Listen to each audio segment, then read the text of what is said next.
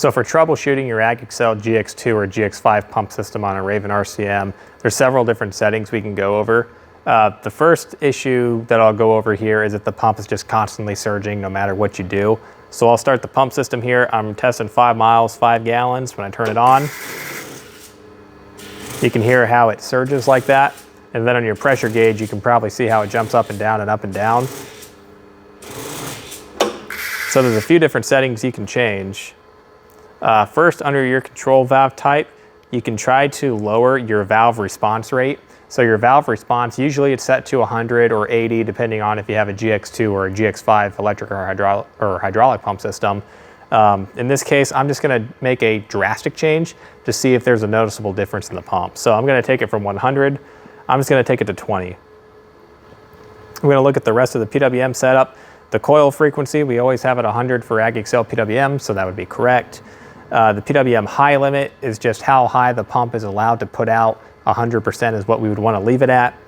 The low limit, that will not allow the PWM to put out below a certain duty cycle.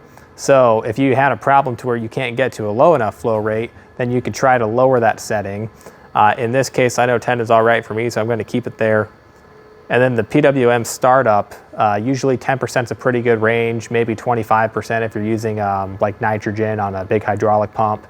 But what that PWM startup is going to do is, instead of the PWM starting at 0 and then slowly working its way up to target rate, it's just going to jump up to a certain duty cycle and then try to get to your target rate, so you can get to your target rate a lot faster. For me, 10% is acceptable, so I'm just going to leave it there. So again, I just changed that valve response rate to 20. I'm going to try to run that pump system again. I have my 5 gallons, my 5 miles.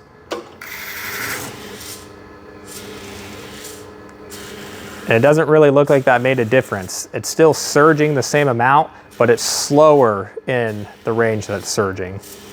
So I'm gonna shut that off here. And what you can do is go to your advanced tuning. If that advanced tuning doesn't show up where this wrench and screwdriver is up here, press and hold on that for about 10 seconds. Once you press and hold on that, this advanced tuning will show up on the bottom. You'll press that.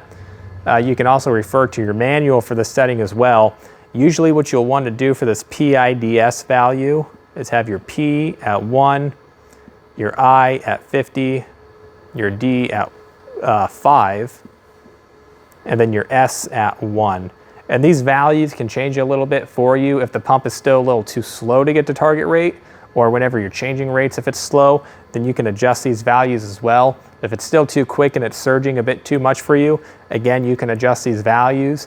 Typically, the higher the numbers, the more aggressive the pump is, so it can be quicker to get to rate, but if it's too quick, then it can surge. The lower you take the numbers, the slower the valve response rate is, or the slower the response rate is, but if it's too slow, then your pump will take too long to get to target rate, if it does even get to target rate. So there's kind of a sweet spot you want to set it at. If you want to see exactly what each setting does, you can hit this question mark up here, and then it'll explain what each value does, and you can adjust them accordingly. So in this case, I'll press OK. I'm going to go back to my home screen. And right now the pump's not surging. It took a couple seconds to get to target rate, so I want to see if I can speed that up a little bit. Take my valve response rate back to 100. Let's turn that back on. See there, it surged a little bit, but it got to rate just a little bit quicker. So I can go back to that valve response rate. Let's try it at 70. See what that does. And there it got to rate pretty quick.